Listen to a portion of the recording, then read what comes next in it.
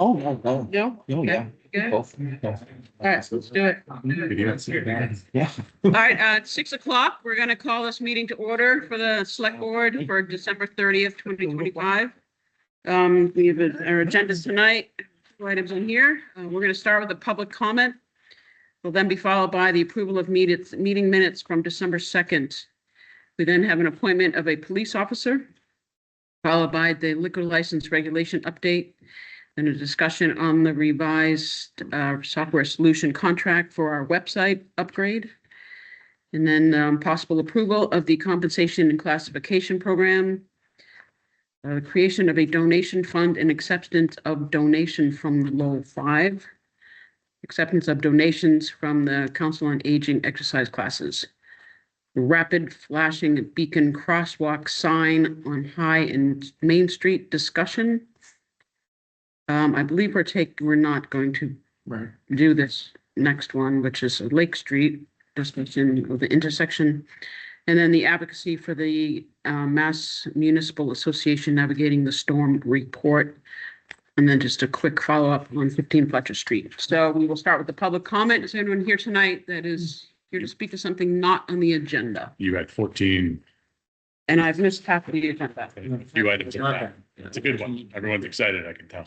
Oh, the budget. Yeah. Yeah, whatever, yeah. Other employment municipal accounting approval. Okay, that, we're probably gonna, we're putting that on hold as well, so I didn't really miss much. All right, back to public comment. Anybody out there to speak to something not on the agenda? You? No? Oh, I'm pointing at you, Mike. Yeah. All right, I'll take that as a no. So we will jump to our meeting minutes. I read them. I have no concerns or corrections. Any motion from the No, board? I Any read other comment? Good. No, let's, I move to approve the meeting minutes dated December 2nd, 2025 as submitted. Second, all those in favor? Aye. Aye. aye. Very good. Okay, good. Next up, we have the appointment of a police officer, Mr. Zachary Millett. I'm going to put you on the spot. Just to introduce yourself. Tell us a little about yourself and what brings you here. Zachary Millett, lived in Dunstable for the past 22 years. I just graduated from Westfield State University with a major in criminal justice, minor in coaching with athletics. I've wanted to be a police officer for as long as I can remember. And then working in Dunstable has kind of been my dream ever since I've wanted to be a police officer. So that's what's led me here today. Great. Great, Yeah, thank you. sir. Is there anyone that can advocate for this guy? Yeah.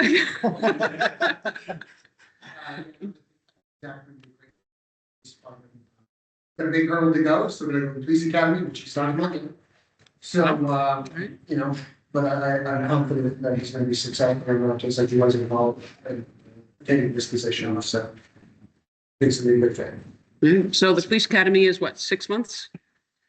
And then that brings him on board as a full-timer? Hopefully? Time budget discussion, but it's later. Okay. Yeah. Well played. Well played. All right. Do we have a motion or we just? Anybody else like to speak to his character or? Yeah, just his parents, yeah. Mother and his dream and his work ethic and dedication to the town and just in general, his family. I think the community this is going to be a great fit for him. Awesome. Very excited for his future.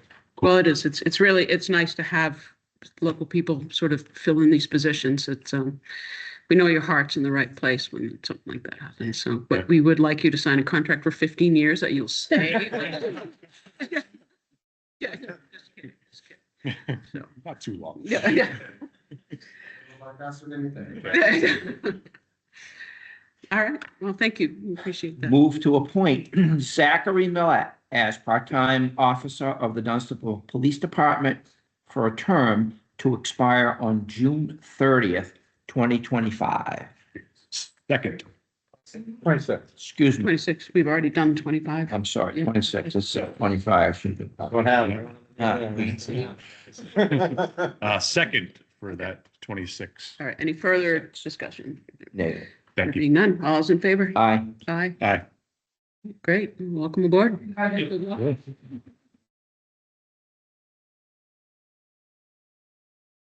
Good luck, Monday.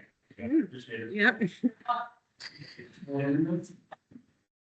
Okay, so we're back again for a second round of discussions on the liquor license update. Probably about a month and a half ago, the board had approved some revisions to our liquor license bylaw, specifically pertaining to nips and small volume bottles. We got some feedback from some of the town businesses saying that if creating a bit of a financial hardship for them. Good night, thank you. So we've received some recommendations and feedback from both of those parties and their legal counsel with recommendations on how we can sort of balance the intent of the board to limit those small volume bottles, but at the same time, allow them to prosper in their businesses, which ultimately is our desire too. So they did send those recommendations to us. So Jason, if you want to extrapolate on that a little bit more, or No, so they offered some alternative language to what was adopted, which I think allows a little more flexibility for the business. It essentially allows for everything other than nip sales for spirits. On the malt, beer and beverages, I'm sorry, malt, beer, beverages. You can't sell any fewer than 2 units per transaction unless they're sold at room temperature, not refrigerated. And then wine containers of 8 fluid ounces or less per containers can't be sold any fewer than 2 units. So that's their language, that's their proposal. Have we shared this with our business holders? Have they seen? This is. This is the first. This is Okay. their draft. This is Yep. your draft, okay. Yep. And both groups are thumbs up to this Yeah. philosophy?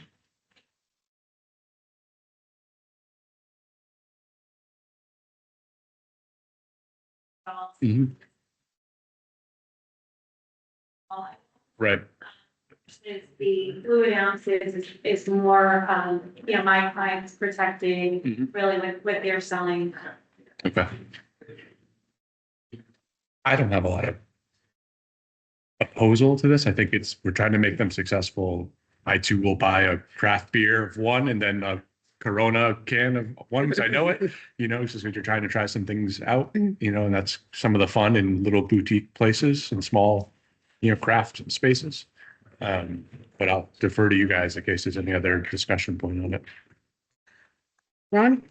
I have a couple of questions. Well, actually, maybe just one. The market tends today to have a lot of pre-mixed cocktails. Right? There you can see them. There's, they're called some of them are called buzz balls. Some of them are on the rocks, but they're pre-mixed cocktails, right? And this is a question because I don't know.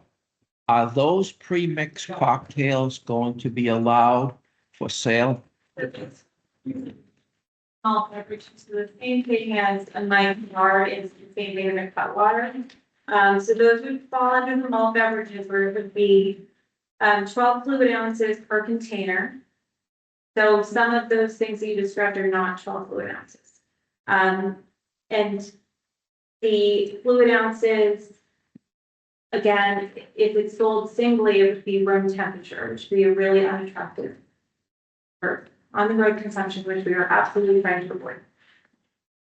Okay, all right, okay, no, I got it, that's fine. And is Mirabelle, she's not here, I don't see her either. Have they seen Yes, this verbiage? was first sent and negotiated with Mirabelle before sending it out to Miss Fate. Okay, So it basically falls on us to, if we feel this is in spirit with what we have originally wrote and then revised, to You try see to the- clarify. The fancy charts of size, Is that in there? just so you Yeah. can see what we're talking about. Yeah. And thanks Sue for these. I always like visuals, it's kind of helpful. So. You know, on principle, it makes sense, right? It's, you know, you're trying to encourage people to try things and then, but also, you know, it's hard to drink a Corona if it's 80 degrees and it's 100 degrees outside. You're not, that doesn't really add up. So, not that it's not impossible, but it's not recommended. So, you know, I guess I find myself leaning towards being in favor of supporting this sort of rewrite and clearing up of any questions for our business holders and the residents of town. So, Well, you know, and honestly, this is our first go around with this too. I mean, this whole liquor license is new to us. We've never been challenged before with the bylaw and the rules and regs and definitions that we put out there. So I think it's important for us to get the feedback from the people that are actually doing this on a daily basis. And I appreciate you understanding that where we're coming from and what we're trying to accomplish and trying to prevent. So, Yeah. I certainly appreciate the board being open to this feedback. You know, the original regulations didn't provide any fluid ounces, and I think that it now is crystal clear for all, what would be allowed and what would not be allowed. So we do appreciate that. okay. Thank you. we have a long motion here. How do we want to read that out? I'll take it. Word by word. Word by word? I mean, that says, you know, you could also say move to amend as written and set forth if you want to save your lungs. We'll carry it out. Move to amend the town of Dunstable liquor license policies and regulations under subsection marked regulations. Replace number 9 in its entirety with the following. Licensees holding a package store license shall adhere to the following restrictions regarding the sale of single serving alcoholic beverages. A, spirits. No container of distilled spirits may be sold if 1.7 fluid ounces or less.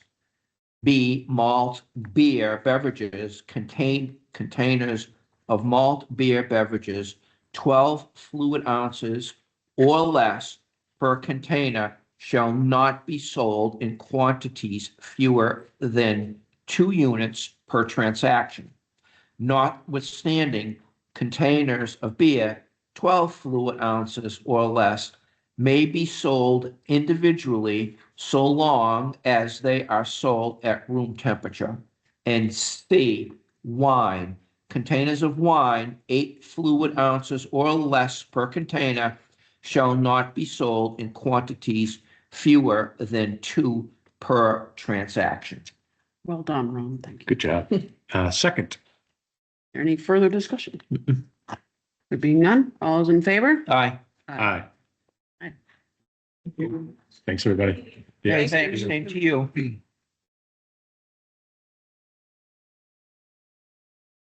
Okay. Next up.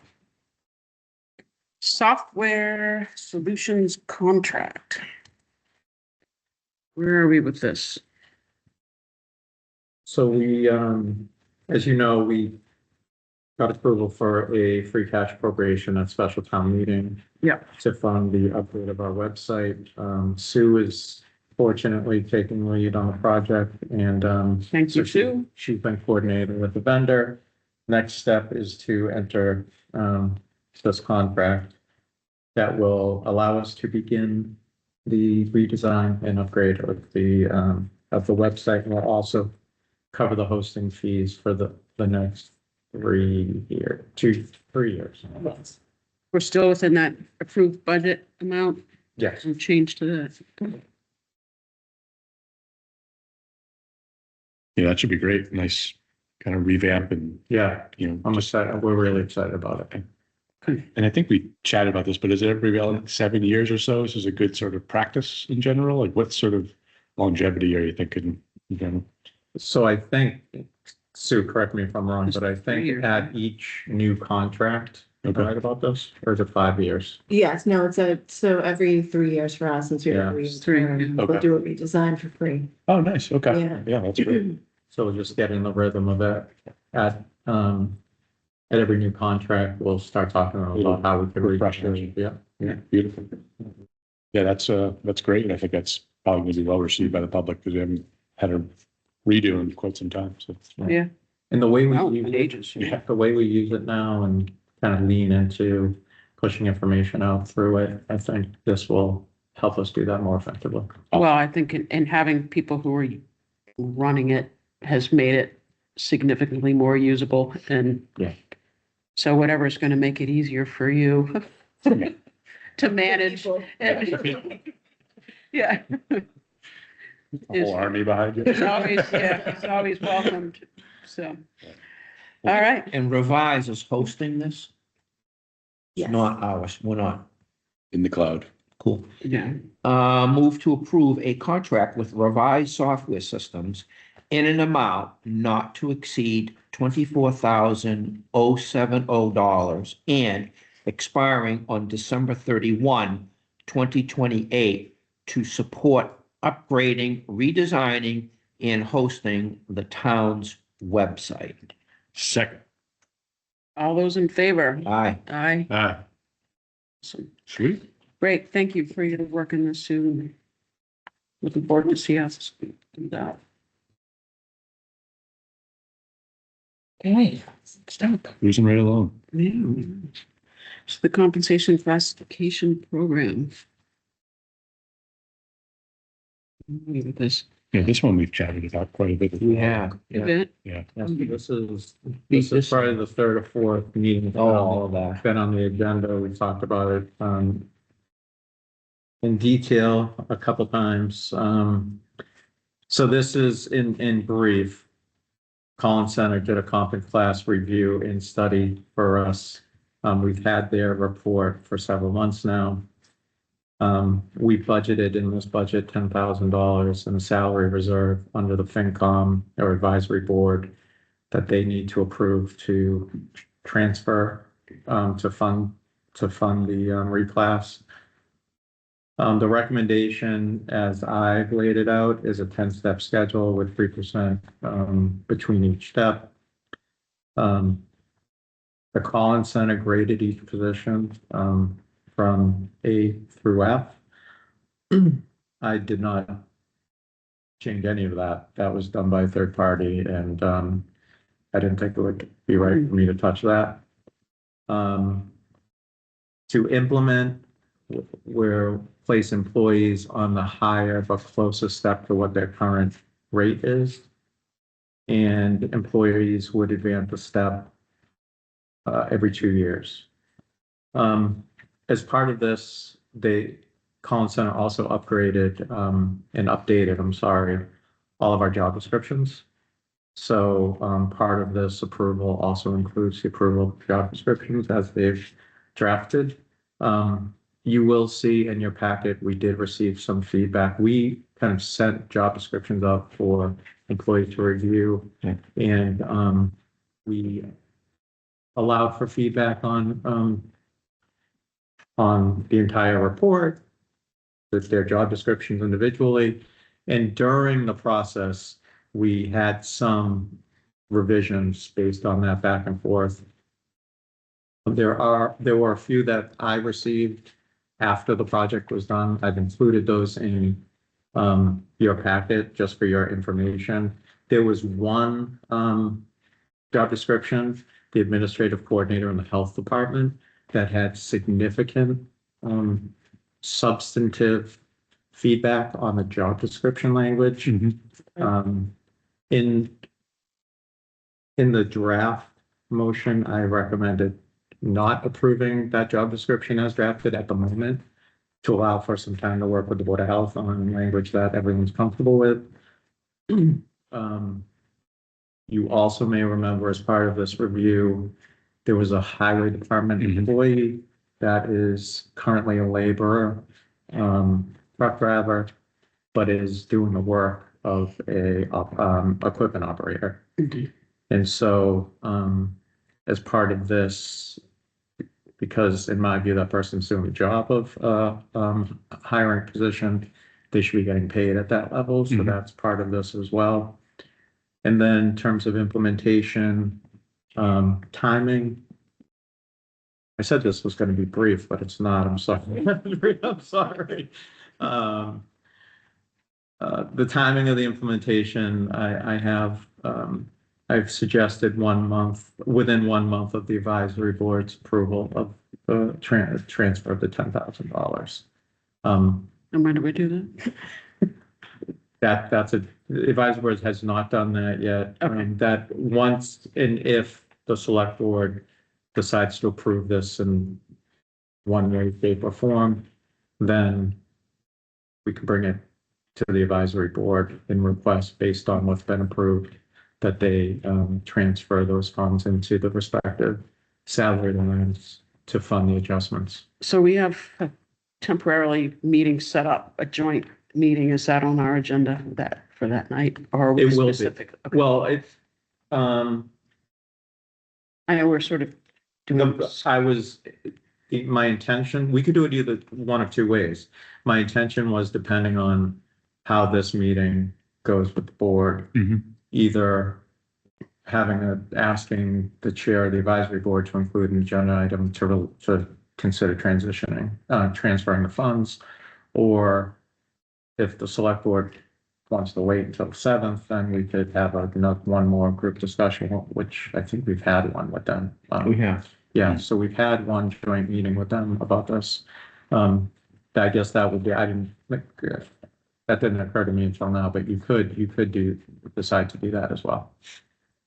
Is that $10,000 inclusive of the sort of review of the Board of Health position as well as contingent on the approval of our roads commission making their approval? Is that all encompassed in that $10,000 advisory board transfer, or is that So those two outside? Yeah, no, good question. I am not. I don't anticipate making any recommendations to change any position's grade. Okay. The Collins Center, I believe, went through a pretty good process of reviewing job descriptions, interviewing employees, and trying to match like skilled, like responsibility jobs Okay. within each individual grade. And I think it's important that that's done by a third party. And they've done that and they're experts. That's why we got them here. So I don't want to recommend, I'm not really comfortable with recommending any changes because, to be honest, if I were grading them, there are some things that I would have done different, but Yeah. that's, And you're the day-to-day and, Right. you hire an expert in order to give their opinion and see what the marketplace is doing as a whole and absolutely. provide that third party Right. outside the beehive look in. And it's not So- Collins Center first rodeo. They've Right. done this a lot and they do work for sort of our companion towns. Correct. too. They They're just known did- entity. They Yeah. just did it. They completed one in town of Groton. I think if they haven't completed it in Pepperell, they're, I think, close to. So, yeah, they So they're do it. comparing they do wages, this- grades, descriptions. So, Yes. yeah. Yeah. So I don't think the grades will change. The health department position, I think, the language in the job description, they had, and I did include their feedback, they had some significant extensive comments. I don't think it changes the responsibilities of the position. It just, in their view, more accurately details the responsibilities of the position. So I think, I don't want to misrepresent what their feedback was, but I think that's the case. That's my understanding at least. And then with the highway position, yes, I believe that with that upgrade, we will be able to, the $10,000 will be able to cover that upgrade.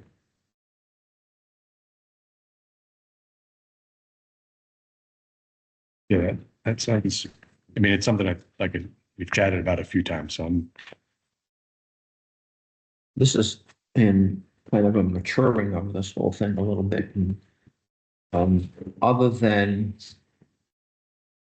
the health department's admin, do we see or foresee any other modifications? I did receive one other email. Well, I received an email from Sue, which is in your packet. And I received an email. That was more about, I think, was Sue. I don't, yeah, so the email that went out was, since we were months after wrapping this whole project up was just take one more look. Are you comfortable with the job title? If not, would you rather keep your old title? That was kind of the crux of the ask. So this is the feedback that we received. So mine's in there too. Most people would find what was recommended. No, it's good feedback though, and nice to have it. And then the highway admin had some feedback on her job description revisions. We went kind of back and forth. I think he's comfortable. I think her comments I think were actually incorporated in the revised job description. I think she's comfortable with that. Okay. So that, but otherwise, they will be, I'd say feedback was much less substantive and detailed than what I received from Board of Health. That's why I kind of thought Carve that out. carving that out made sense, just to I just want to make sure everyone's on the same page and on board. We good?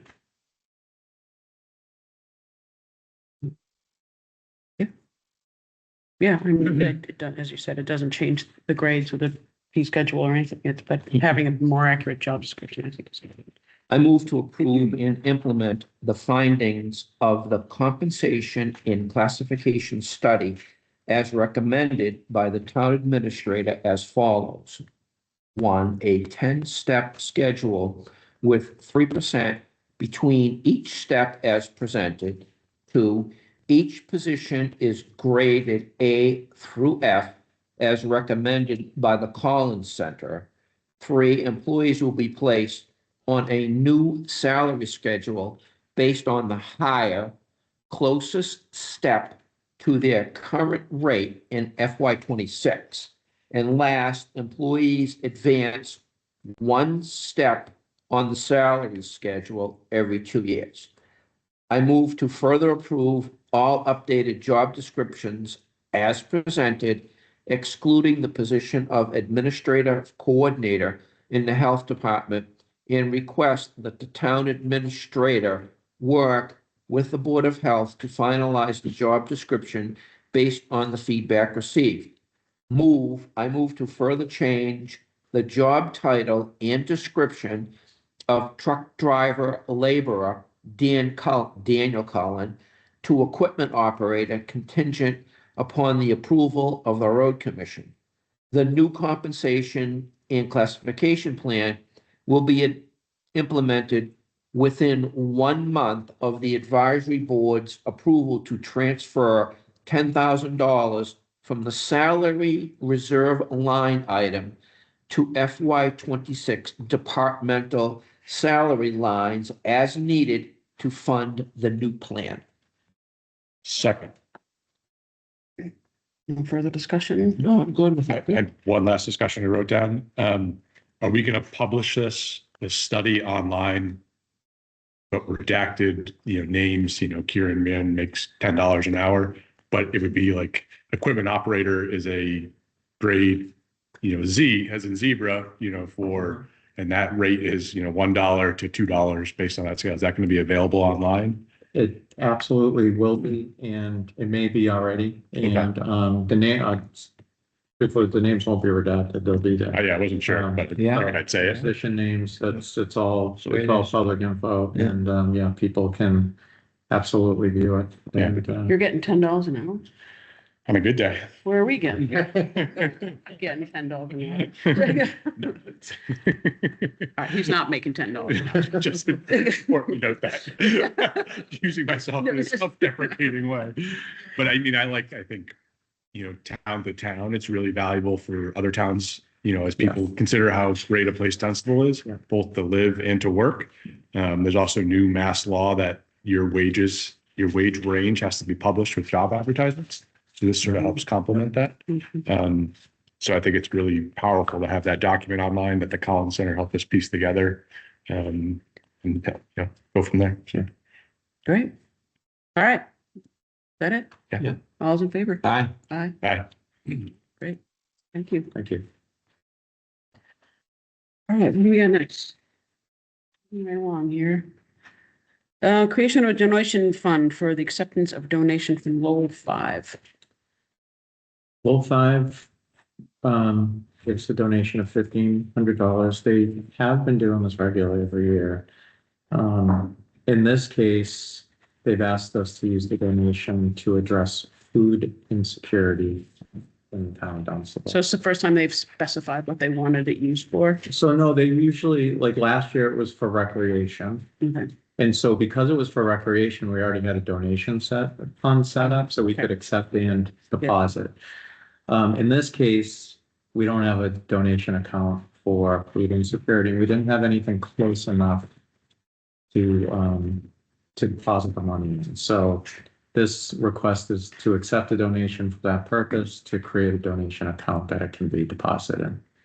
And then how is it used? We don't know. Well, We haven't determined that. but Okay. it probably would go to Lowe's and Fisher's. It could, it very well could. Or the PAC? Or the Yeah, fact, PAC, yes. yeah, Or- PSC. So that other committee that we had, Tax aid committee? Mhm. yeah, could they have potential say, is that close enough and how it's, do you think? Not food insecurity, No, but it's, No, it's. correlated. yeah, Taxes. Yeah. That's I really- mean, we could ask for their feedback if we wanted to. I think it would be a separate, yeah. be a separate thing, but. With Park. No, no, What do you mean? With the- no, I was talking about The tax aid. we have a committee, the tax aid committee, you know, that people can donate extra money on their taxes to contribute to folks that are in need. So we have a committee that sort of manages that. And I don't know if Yeah. this could fall under that sort of same umbrella, but that's I would check with like Loaves and Fishes and PAC. PAC, Yeah, that's because they're 501(c)(3)s. Yeah. kind of what was in my mind. I'm not familiar with Park, PAC, Hack. I PAC. am familiar with Lowe's and Fisher's because I went to a presentation of it. And, You know, they've got an astounding number of families in Dunstable That's that just the PAC. Both do. I mean, they're are both, eating out of that food. Like, I think it's like 70. It's a huge number. Yeah. I think it is anyway. Oh, yeah. and there may be overlap between, It Yeah. could be, yeah. so, Oh, absolutely. because both are very Okay. highly used. I move to accept a $1,500 donation from Lowell 5 Bank for food insecurity initiatives in Dunstable to establish a donation account for this purpose and to authorize the acceptance of future donations consistent with this purpose and account. Second. Further discussion. None, all's in favor? Aye. I will, I'll keep you all in the loop on anything we do with that Okay, before we do it. okay. Another group that wants to give us money, acceptance of donations for Council of Aging exercise. Yeah, so we've been offering exercise programs, new exercise programs. And recently, last couple months, we've been offering them at a fee. And how it's been working is we're accepting fees and I'm using those fees to pay for the instructor, so it's not coming out of the budget or taxpayer money. It's basically sort of kind of like acting like a revolving account right now. Yep. So long-term, we want to set up probably a revolving fund if we're going to do this type of activity long-term. But in the interim, the town accountant suggested that we ask the board to approve us using the donation account for this purpose up until basically town meeting when we can ask for a revolving fund to be set up. Can that same account also receive like a grant? You know, if you get ARP to give you $2,500. Can that same account take that money in? Or would it be separate? Uh, It's probably separate. Usually right? we set up a Grant's not separate really a grant. Yeah. donation. Yeah. Yeah. For Okay. grants, we usually set up a separate grant account Okay. to charge against. Yeah, But yeah. That sounds great. Okay. Fire away, Ron. Move to authorize the collection of donations from participants in senior exercise programs for the purpose of supporting and funding the programs. Second. In favor. Aye. Aye. Okay. So next up, we have a discussion on whether or not to go forward with applying for a grant for a rapid flashing beacon crosswalk sign at High and Main Street.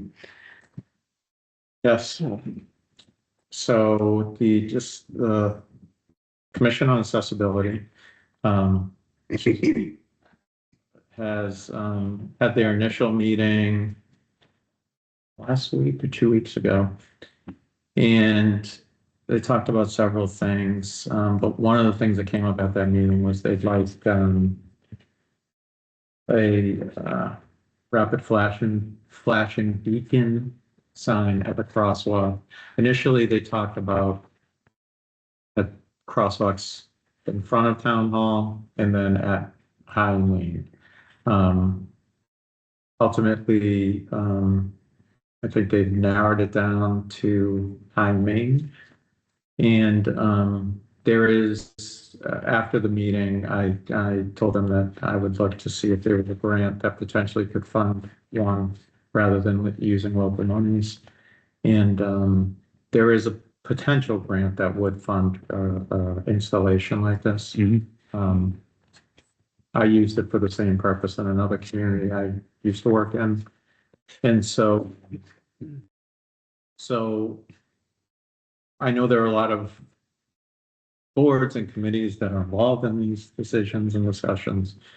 So before I applied for a grant for this purpose, I figured it should be a open discussion to make sure that folks are on board with me applying for the grant, but also ultimately, if we get the grant, using it to install a sign.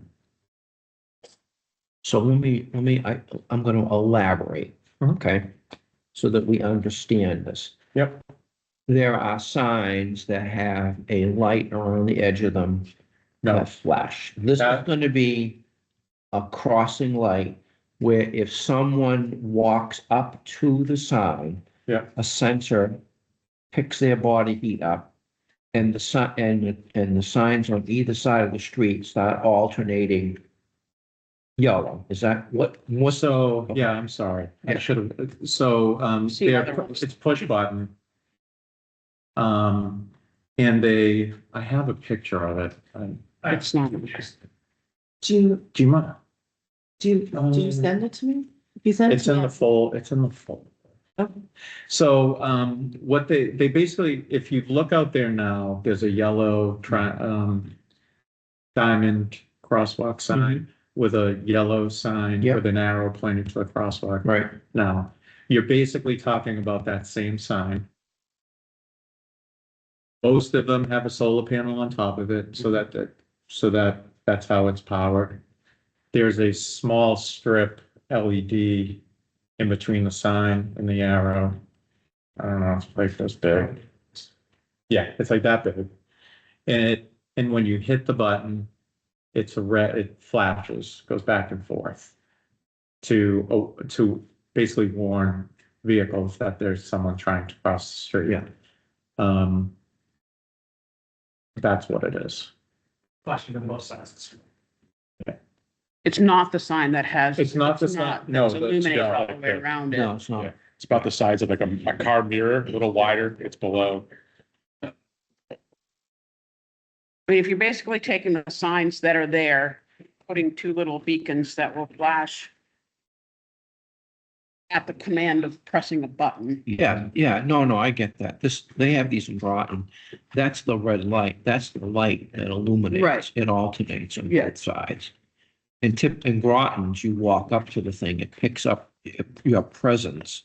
Yeah, it's a little Stop. sensor reading on it. Yeah. Yeah, Oh, So this is not something that is illuminated or flashes on a continuous basis. It only does this when someone approaches. yeah. they activate. Yeah. They push the button. Well, blink, blink, this blink. one would have to be active. The ones that we were considering Thinking of, yeah. would have to be actually a Yeah. press button. Yeah, that one senses, but That's the ours is be a push button, wait a second, it blinks, car should stop. I'll walk across the street. Carry on. So I saw some of these somewhere else, and what actually concerned me is that there were other signs leading up to it saying there are, and that seems excessive to me too. But I mean, there's only so many signs we Oh. can stuff in this area. Yeah, I mean, But I don't know if that's a requirement, like with the stop signs, you have to put a stop sign that says there's a stop sign coming. stop sign for a stop. sign. Yeah. Um, So because why not? I went around and saw and checked to see if others had them. yeah, So in the communities in our area, basically everyone Mhm. has them. But if you go down, so the Dunstable sign is right there. We're talking about the sign to the left of it, which is, I mean, if you're driving by, the look and feel of the sign, to me, I live in a city, so they're everywhere. So we're putting a filter on Jason. So take that into account when I say this, but they're identical. They're identical. yeah. So I don't, I know people have different opinions on them. And that's okay, but I don't know. They look exactly the same as what's out there right now. And with the ones we're looking at would have the solar or not, or would these be wired? So I don't know that that's been decided, but solar seems you to gotta work. wire it, for you everyone. gotta. I mean, solar seems to work for everyone else. Well, in a roadway that's almost as busy at I see the Pepperell one right before the rail trail right there. I don't dispute that. I think this roadway is probably more cars, but during high levels of activity, concerts on the common, school events, Council on Aging have an event here and they got people over there trying to get there. I wish people would slow down, and I'm probably guilty of it. Like, one of the comments here is, I wish people would just pick up their head and look. Nobody's doing that these days. Like, I hate to say it. Like, I mean, Chief Orr knows people are driving with their, cell phone and the radio yelling at them, or the car's driving itself more than anything these days. Some of those high events, we also have police details that are crossing people. Just to put a flip side to this. Yeah, So- most, Yeah. but we're, I sit in front of I'm looking out the window all day and Yeah. working really hard, but I'm also looking. Okay, Sue. Cars coming through here have no pedestrian awareness at all. I see people all the time trying to cross and they don't stop. They don't even slow down. Yeah. It's up to the pedestrian to wait to Flag find down, a spot. I was also with Sue one time talking to her office, it was an accident, right? Yeah, right there. Because someone wasn't there, wasn't. Obviously, we live right there as well, and I feel, and I don't have statistical evidence, so maybe you could let us know. But I feel like there's a lot more near accidents and actual rear endings, where people just are, somebody's just slowing down, they stop to turn on High Street. And the car behind them they don't notice them stopping at all. Yeah. And especially watching the kids walk to school every morning, it's, I feel like I obviously don't want something bad to happen, but it just feels like it's a matter of time. Like, we need to make people more aware that people are crossing that street. And even when that takes our car to West Auto, he's like, made it, Right. because he's like not gonna get a ride back to the house. When we live right there, I'm gonna have to just cross that street. Yeah. But he's like excited to be alive when he makes it back every single time. What a privilege, huh? Yeah. Go and pick up breakfast at Salt and Light and repeat periodically, and they have one of these that's Yeah. solar powered with the little button and the blinker. And sometimes it's out of commission or whatever, it doesn't blink. And the cars will not stop. When Yeah. it's working, they stop. So I've seen firsthand evidence that it's effective. Will it be a perfect solution? No, but I think adding an additional thing to make drivers pay attention would be a good thing. You have feedback in your packet from police chief, the school, the school principal, chair of the school committee, and the road commission. I think each member of the road commission offered feedback.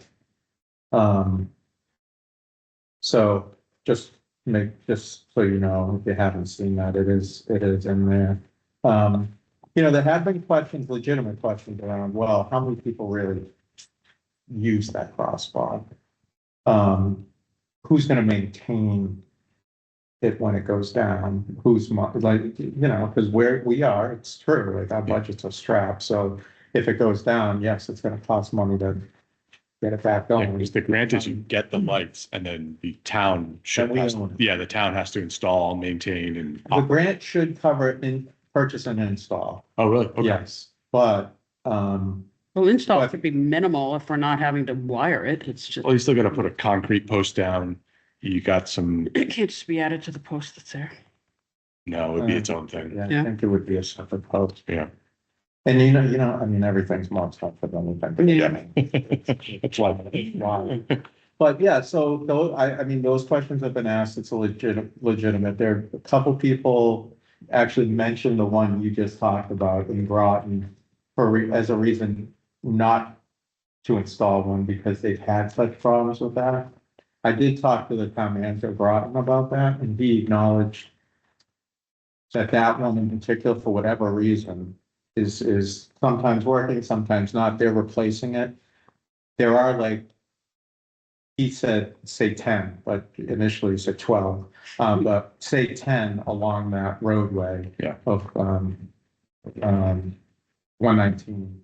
And there hasn't been a problem with any of the other ones according to him, and he says they work pretty well in Groton. Yeah. So, the question is, I don't want to go for a grant and then not accept it again. So I don't want to be in that position again. So before we apply, I just want to make sure that, it may be the case, I don't know the answer to this. It may be the case that the road commission needs, because it's in the right of way, road commission is responsible for the right of way, so they may need ultimate approval on the sign installation. And segue to. Road commission, would you like to provide some input on this as? No, I have to go in front of the board if it comes to the road commission. I'm not gonna speak to the board. Yeah. But they, I'm just just poke at the maintenance, who's gonna pay for the maintenance? And if you don't get the grant, then we're not doing it, right? Correct. That's correct. Because I don't know where you're gonna get the money. No, this is purely grant driven. Yeah. Okay. But then you come out. But the maintenance would not be. The maintenance, that come out of the town budget, not, Right. because I know. Exactly the same. So let's say if the light doesn't work and we can't maintain it. It really does. It's the same thing that there is now, right? So I don't see why that it would be such a big concern. Obviously, ideally, it would be maintained properly and maybe we can do something. And I think that maybe that's a way for local businesses to step up. Because I don't know, obviously, when you're talking about West Auto, I don't know how the traffic has been in the past. But I think, whether intentional, I don't know that it was an intentional outcome, but there's gonna be way more traffic now with the way that the town center district thing has been set up. So we already have people that park in our spot and walk over to Maribel, walk over to the cafe. And they all talk, like eventually they'd like to walk to the flowers, right? Like it's part of, the charm living in a small community is being able to not yet be in your car to go 10 feet, So I think without it being there now, people are already using it. And I think it's just gonna increase as we all get busier.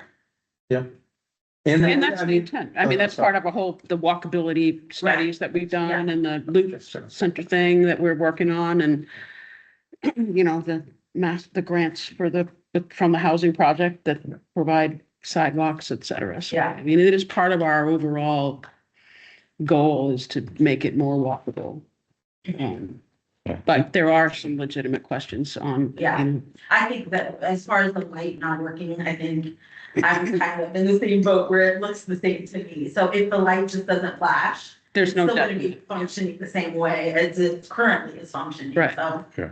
yeah, We'll get Jeff with a flashlight. yeah. No, the only thing I want to just correct one thing Jason said. The committee was interested in signing both of the crosswalks. I want to make sure it's not construed that Okay. the committee, we feel that both crosswalks are places of crossing. And it would be, if you drive through Groton or other communities that have these, there are crosswalks that are close together that are signed and lit. So, if there's someone who was in a wheelchair that wanted to cross, it would be unfortunate if we, were in a position that they would have to go to a different crosswalk to press the button. So, I understand that, I'm not sure I would like to see it's understood that the sign at High Main is a area that has lower visibility and it's more prudent to sign with a lit crossing. But I just want to make sure it's understood that the committee on accessibility was interested in lighting both. And that was, just think on that. I think that was clear in the letter. Personally, I think it's kind of overkill to do both. They are very close. I mean, it's not that far to walk. My goodness. Wherever you're crossing that side, you're going to be taking a right and walking right past that crosswalk anyway, unless you're going to the final destination of the cemetery. So, And if someone were. But- That's about. I understand you. Well- So that then like doubles the maintenance concern that is being thrown out there already. So, What's nice is we haven't been awarded the grant yet either. You have to apply for it. right, we haven't even done that yet. Yeah, a lot of communities are probably applying for it. I don't want there to be a reaction to a bad incident. I like to think we're a pretty proactive town when it comes to some of this stuff, and we know it's a busy roadway. And I certainly understand the historic points and things like that. And their blinking light, it's going to mix in well with the Halloween decorations and the Christmas decorations and, the concerts on the common, all that stuff, I can certainly understand that could be a little disruptive, but I don't want to have there be a story where someone was trying to get across and got clipped by a car or, if it slowed down people through this area, I think that's a win. Yeah. I don't know, like we all probably try. Councilman Collins, good example of the style.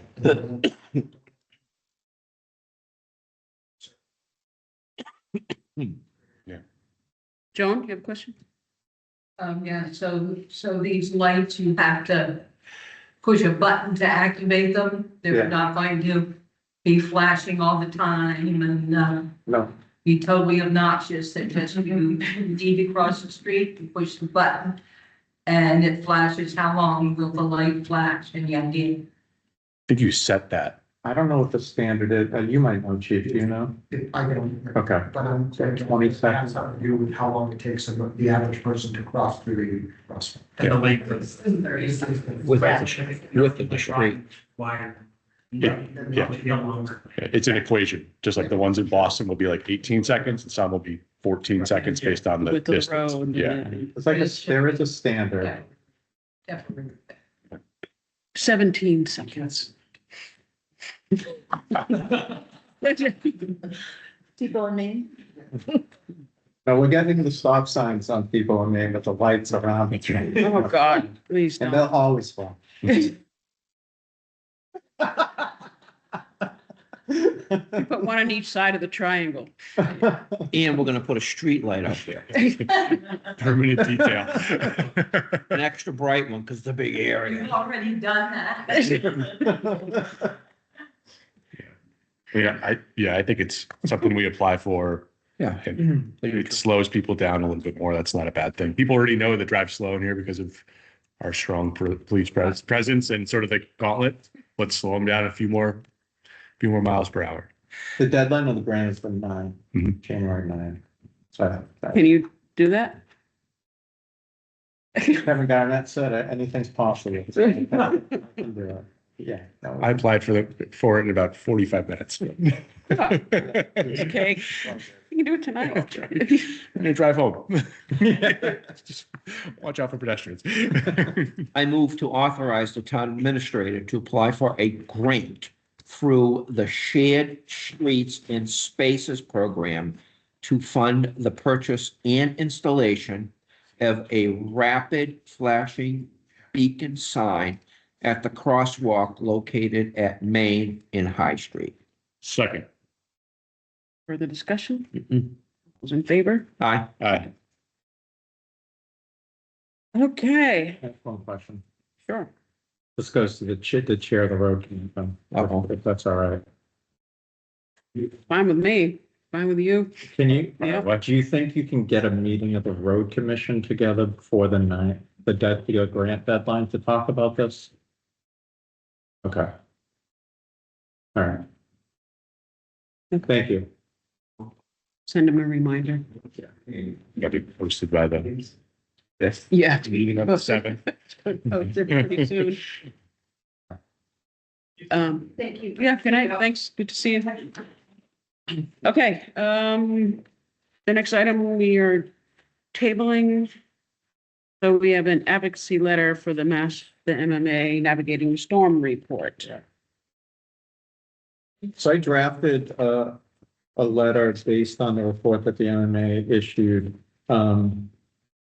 They initially, I don't know if you saw it, but they initially issued a report called, I think, the perfect storm or something. It was basically outlining all the issues that communities like Dunstable Everywhere are dealing with financially.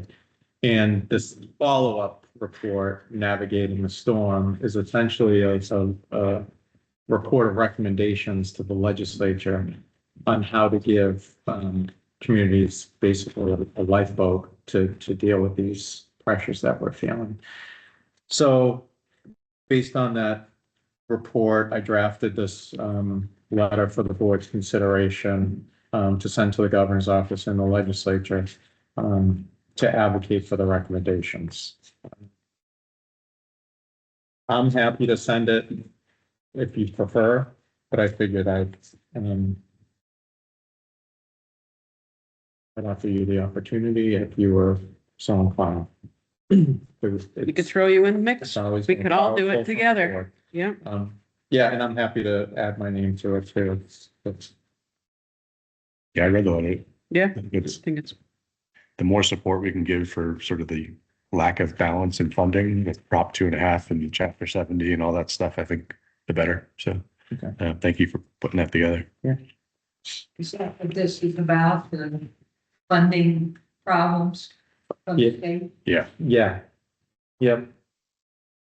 So essentially, it doesn't, what the report does, it doesn't outline any specific recommendations, but it basically outlines, look, you need to enhance state aid, just unrestricted state aid. And it goes through how rate of inflation has grown at a much higher rate than the rate of state aid has over the years since, I think, 2008. So they're looking for a huge infusion on the state aid. Chapter 70 is part of the advocacy as well. Prop 2.5 is part of the report recommendations. It doesn't specifically say you need to do this with Prop 2.5, but what they're looking for is to provide communities with flexibility to have local control over changes in Prop 2.5. Rather than every year doing it, you know, like a more sustained long-term Prop 2.5 relief. So there's a variety of things. Again, a lot of them aren't specific. You need to do this. It's, you need to look at this and here's some potential ways to address it. So there's still a lot of work to be done, but it's a, I think it's a good starting point for the discussion. And nice of MMA just start leading a charge. Yes. You know, another large voice within the players pool. Yeah. That, you know, carries all the weight of local municipalities Yes. to the governor's table, to the state aid table, et cetera. So yeah, we, Mark Haddad and I had a meeting with the executive director of MMA and their director of legislative affairs, like the week before this report was issued. Mhm. And they're really, Hammer it. they're working really hard and doing a really good job with it. So anything we can do to support their efforts, I think is worthwhile. And they said as much during the meeting. And they're looking for a significant amount of money. They sure are. Yeah. $351 million is part of the call. $1 million per town. And that's part of the, there's a little strategy around that. Yeah. But yes, yeah, yes, yeah. Yeah, no, I think it's great and happy to sign this. Jason, I don't object at all if you want to throw your name in there too. Yeah, absolutely. Okay. So, I move to approve and sign the letter advocating for the recommendation of the Massachusetts Municipal Associations navigating the storm report as presented. Second. what's in favor? Aye. Aye. Okay, just a quick wrap up on 15 Fletcher. So there has been some work done. The property owner has been communicating with me. Police chief provide the property, I've been by the property. Building commissioner is going to as well. If you have time, you want to drive by. Yeah, I need by it. And so we can determine, I just wanted to put it on, I don't think there's anything to do at this moment, Mhm. but, just trying to look for some, feedback, guidance on what next steps, if any, the board wants to. So there has been some improvement, but Yes, for sure. no, yeah, Yeah, And you have a dialogue going with this guy. yes. right? absolutely. And those are all I mean, that He's in of been- itself. Absolutely. He's been great. He's been responsive. I think reasonable, you know, so. Yeah. Well, thank you to them for hearing us out and, you know, building enforcement for working with, you know, the guidelines and coming together and be collaborative rather than opposition. Yeah, no, he's been great. Okay, so we have one more thing, just the update on our FY 27 budget. Oh, geez, we have to do that. We don't have to. We have nothing to say except, yeah, Uh. we're good. I mean, So we have a meeting coming up with the joint meeting with advisory board, it's in next week. But I just wanted to put this on the agenda just to give a brief update. So we have all departmental budget submittals. I was working most of the afternoon on a brief presentation for the joint meeting.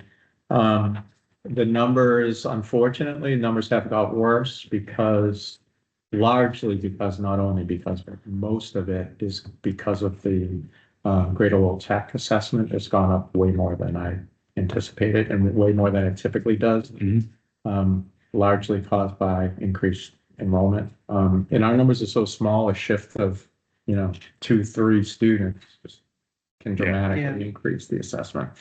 How many do we have in City assessment 13. 13? It's a big number for us. 13, and it was, I think, 9. Huh? that's more than we've had. We've never had any, no, we was a half a dozen, maybe 5. I think it was 9, and now it's 13. I think it's like a Yeah. 4 student variance, I think. So that's, Surprised. that's, Good school. oh, yeah, That more students don't go there. yeah, no, it's terrific. Yeah. So that's, believe it or not, that's like $100,000. Yeah. It's a big Yeah. number. So, so that's me at the problem about that much worse. Yeah. So because of that, well, because of before that, because of the number we were carrying was about $640,000, a deficit in that amount. So, we went back to departments and asked each department to cut their budgets by 15%, based on their department's request number. So, those budgets, I've received a lot of them back. Those budgets are due Friday, I think is the day I gave. And so based on that, we'll have some decisions to make. We are looking at everything. I mean, any option to save, any option to use alternative resources, funding mechanisms, any way to raise additional revenues. We're looking at everything, outside of a override, obviously. Yeah.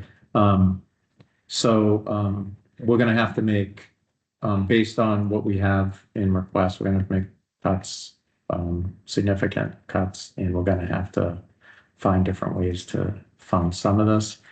And we're probably gonna have to just complete transparency. We're gonna probably have to make some bad financial decisions that she had to balance. Decisions that we normally over the last couple of years haven't been doing.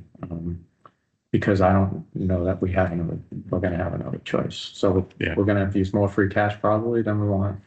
And that's too bad because we've made a lot of progress in that way. But that's the situation we're in, so.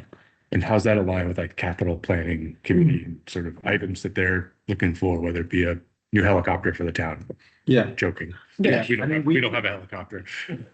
Yeah. So we Golden have, toilets, I don't know.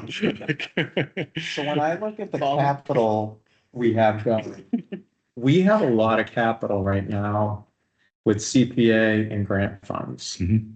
Aside from the general fund appropriation we usually do. Yeah. Annually. So, it may be that we don't do a whole lot of capital through the general fund this year. So we may need to skip things even that we normally do, like we usually get annually, we get a Reserve, yeah. I don't know. I can't say that everything is on the table right now. And if it means, saving some things operationally and going without capital, again, we've been really good, and I've been really proud of the last couple of years of making sure we separate the one-time versus the ongoing.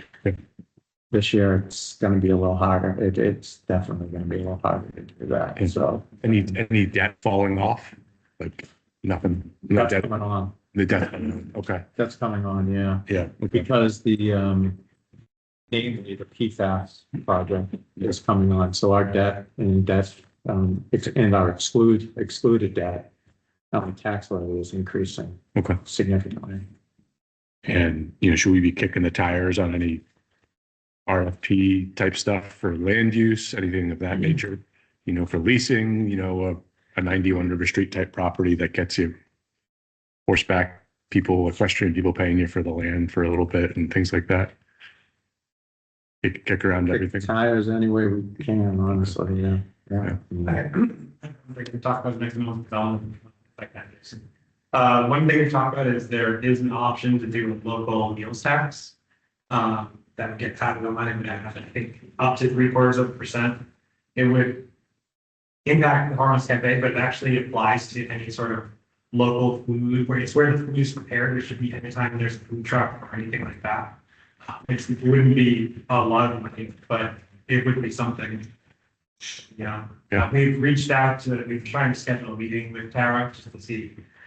Yeah, we don't, from my personal perspective and my committee members, we don't want to propose something that would, deter her business, but if it's something that she thinks wouldn't impact her business, then. Do you have any anticipated amount that this would generate? It's not like a huge amount of business. Everything's on the table and where it tax rates, we don't necessarily need to get everyone's blessing to bring that sort of thing forward. If it's that bad and it's that close, but it's, that's something. Well, it's also visiting the work of that group to say, is there something that is I hate to use the phrase quick fix, but is it a one-time opportunity? It just helps rather than free cash, bad practices. It's, you sold the golden toilet, you sold the helicopter. Now we get to put that back into the surplus.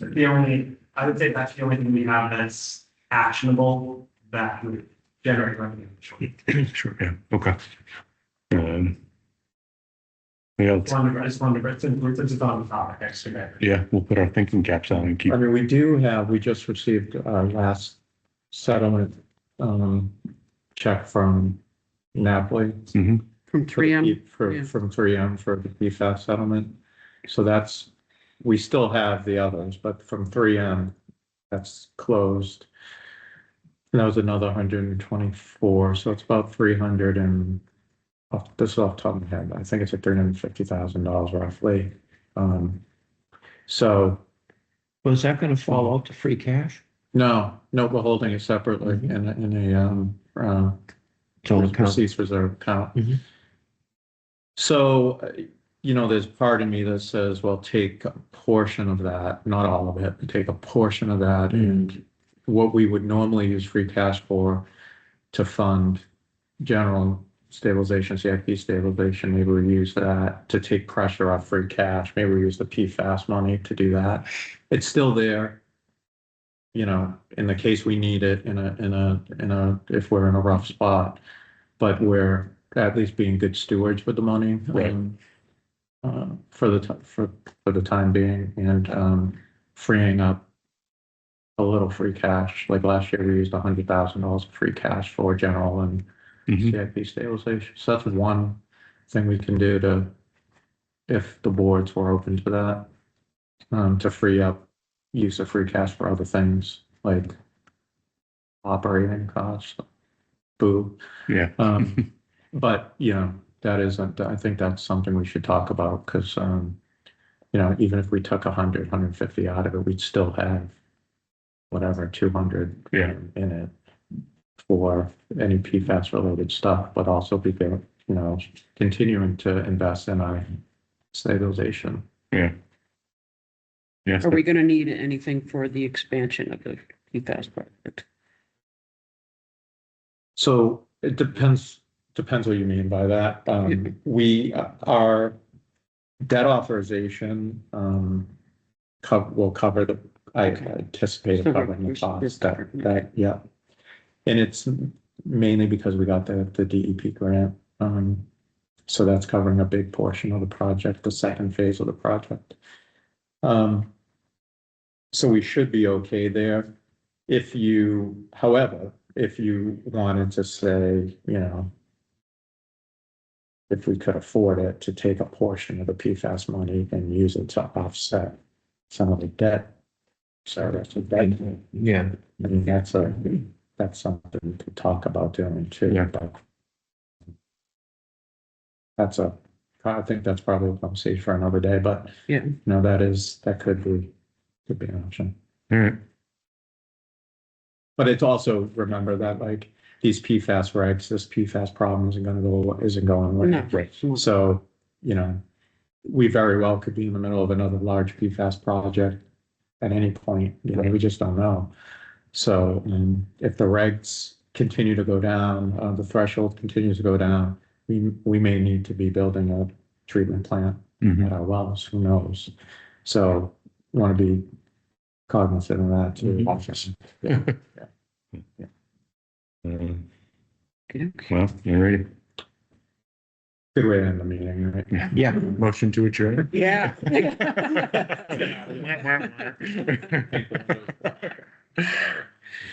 Was there a second? All right, well, that is it on our agenda. Anything else? Anybody out there? No, we're good.